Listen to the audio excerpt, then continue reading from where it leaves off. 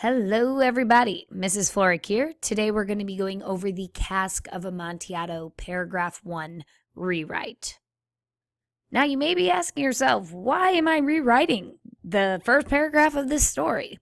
Well, in Poe's language, it takes a little getting used to. So, what we want to do is we want to put Poe's words into more easily understandable language. So here are the directions for the assignment. It says, in this assignment, your job is to translate Poe's words into more easily understandable language.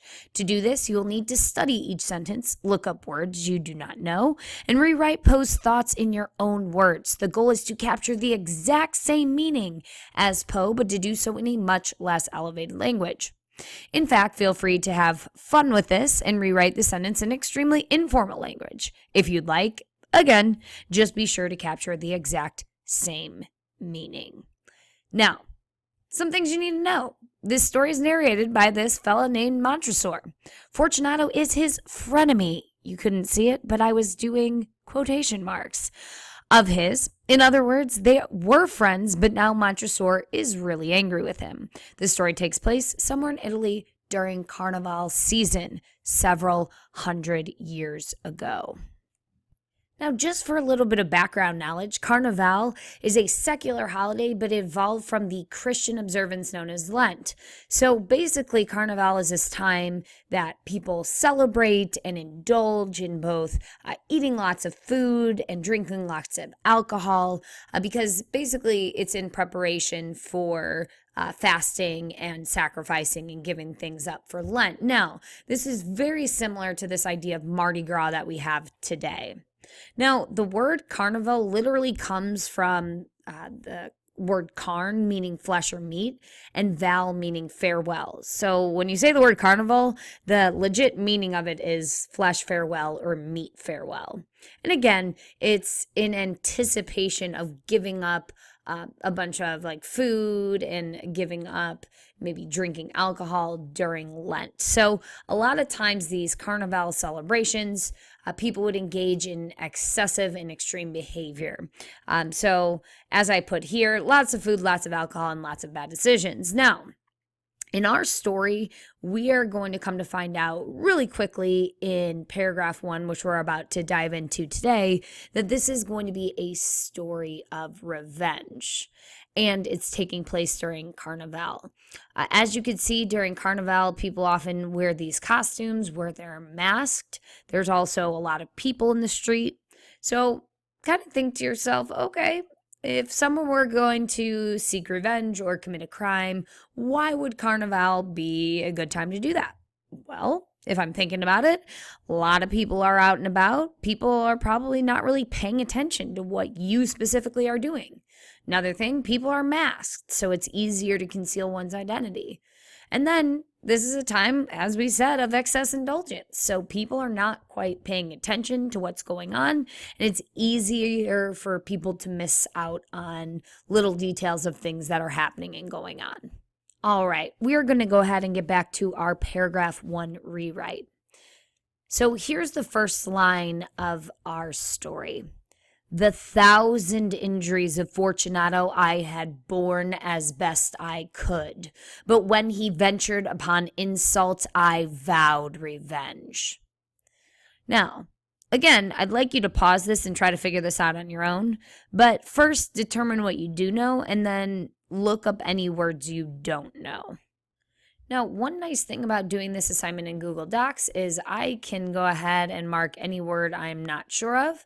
So say I want to look up what the word ventured means. I think I know what it means, but I'm not quite sure. So I'm going to right-click, click on where it says define ventured, and then it's going to pop up. The definition of ventured is going to pop up on the right here for me. So here it says ventured means dare to do something or go somewhere that might be dangerous or unpleasant. So she ventured out into the bazaar. So as I look at this first line altogether, I'm reading the 1,000 injuries of Fortunato I had borne as best I could. So it seems here that this guy Fortunato has somehow injured or caused pain to the narrator Montresor thousands of times, which Right off the bat, as readers, we have to kind of question. This seems like it might be hyperbole or over exaggeration. And we're going to have to, again, anytime you have a first person narrator, question their credibility. So, right off the bat, we're questioning it. And then it says, but when he ventured upon insult, I vowed revenge. So, this narrator has taken these thousands of injuries from Fortunato, he's taken it, he's bore it. But now, when this person has dared to insult him, he's now vowing revenge. So, you may have translated this to something along the lines of Fortunato has harmed me many times and I just took it. However, when he dared to insult me, I swore that I would get revenge. Now, one other helpful thing is, for instance, you might know what the word vowed means, but when you look it up, you see it means to solemnly promise to do a specified thing. So it's not just that he's saying he's going to get revenge, he's swearing it. He's solemnly promising to get revenge. So we see just how serious he is. Same thing with ventured. You might have guessed, like, oh, when he insulted me. But he's not just saying, like, when he went to insult me. He's saying, like, when he dared to insult me. So pay attention to the connotation as we go through and translate this paragraph. Moving along. You who so well know the nature of my soul will not suppose, however, that I gave utterance to a threat. Now, this line is interesting because either he's addressing us directly by saying you, as in you, the reader, or maybe we're to assume that he's speaking to somebody else and telling this story to somebody else. So again, we have to be aware of the fact that this is a first-person narrator and we have to question his motives. So go ahead. I want you on your own to try to translate this. Remember, you can right-click on a word, define it, and then come up with what you think the translation is going to be. Maybe your translation sounds something like this. You who knows me so well will not assume that I acknowledged his threat. All right, now this next one is a little bit trickier. At length, I would be avenged. This was a point definitively settled, but the very definitiveness with which it was resolved precluded the idea of risk.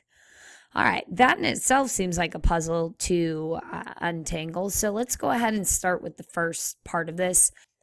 At length, I would be avenged.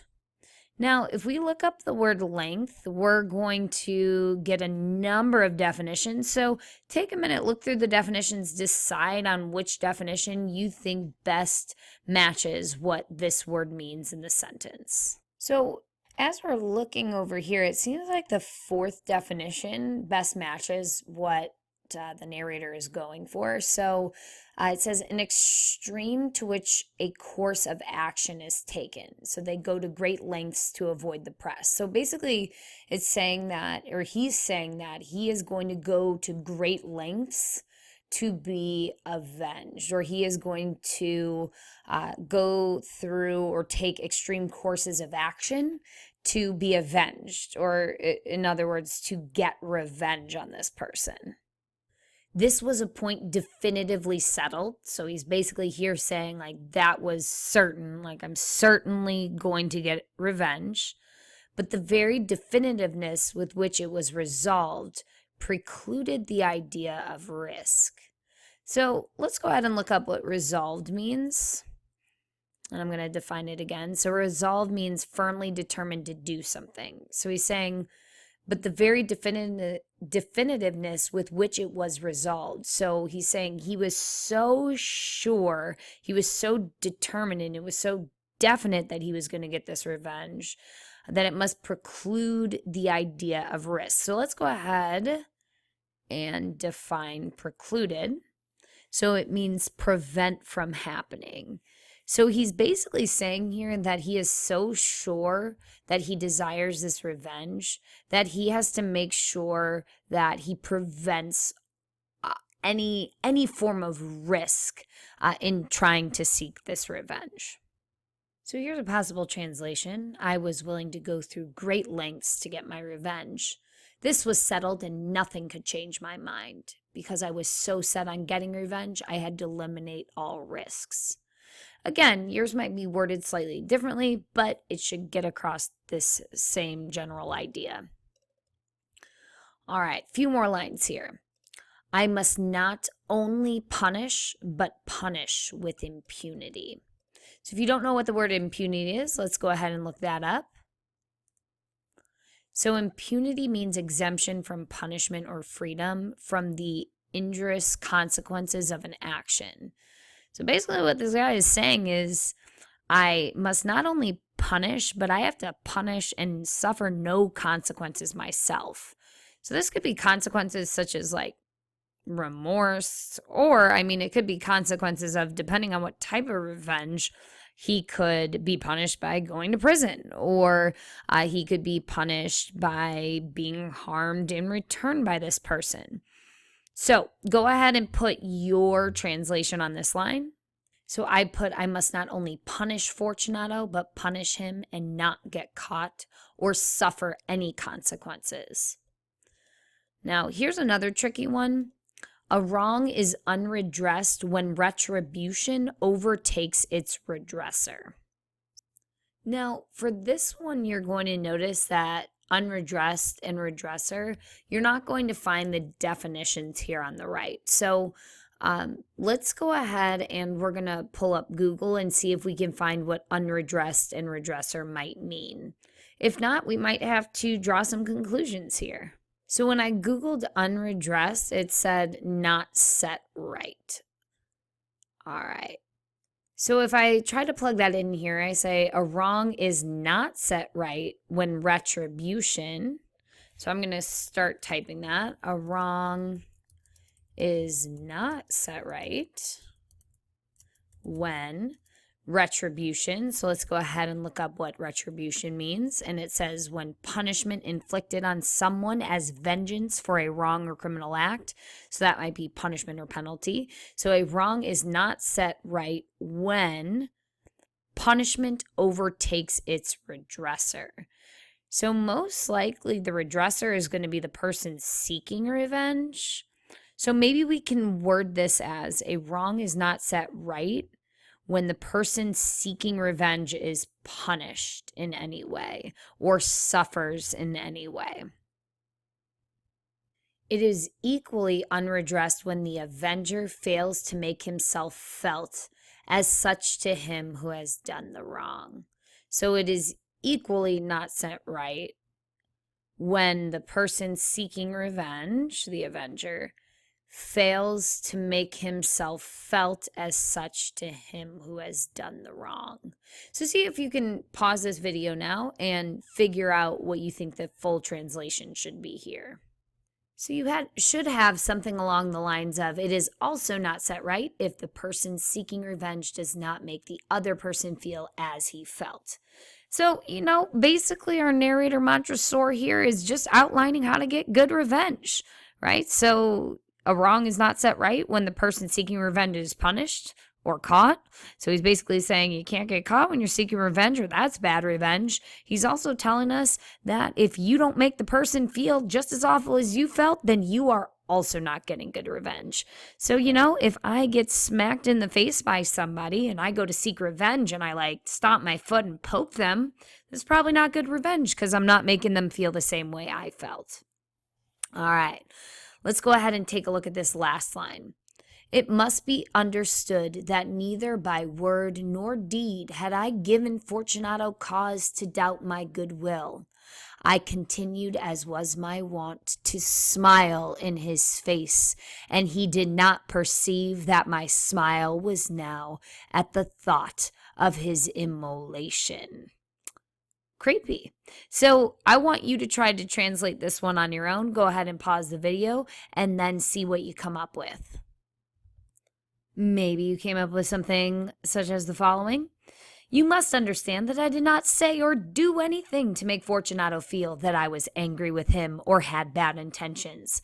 I continued to smile at him when I saw him, and he did not realize that my smile was now at the thought of his death.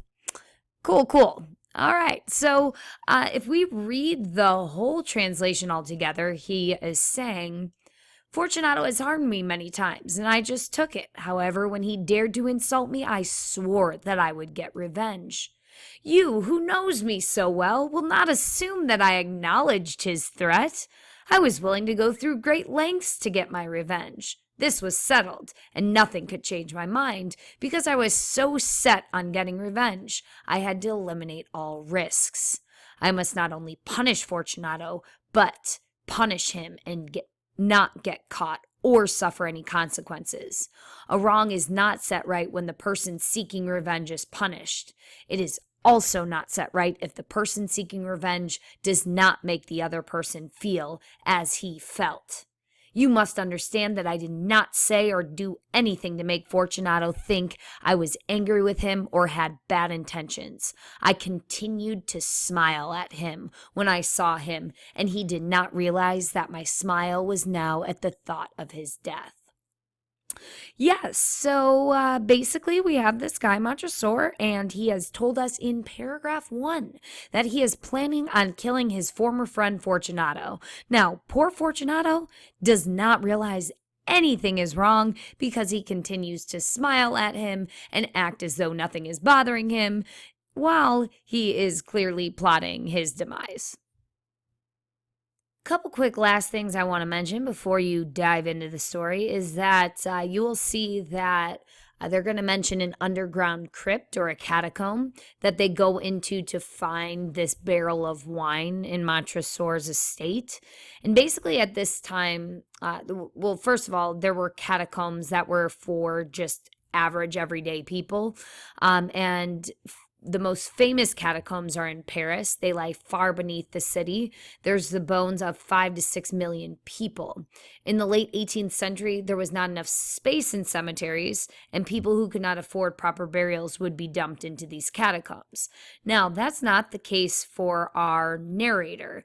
He has this underground vault or catacomb where all of his family members and ancestors are buried. And I guess, it's cool down there. So why not store your barrels of wine deep down in these crypts? So we're going to see that this story mainly takes place in the narrator's catacombs as him and his buddy Fortunato wind their way through and try to find a barrel of wine. Now, again, we already know just based on what Montresor has told us that he comes from a wealthy family. And it seems that Fortunato may also have some wealth. So keep that in mind as we continue to read.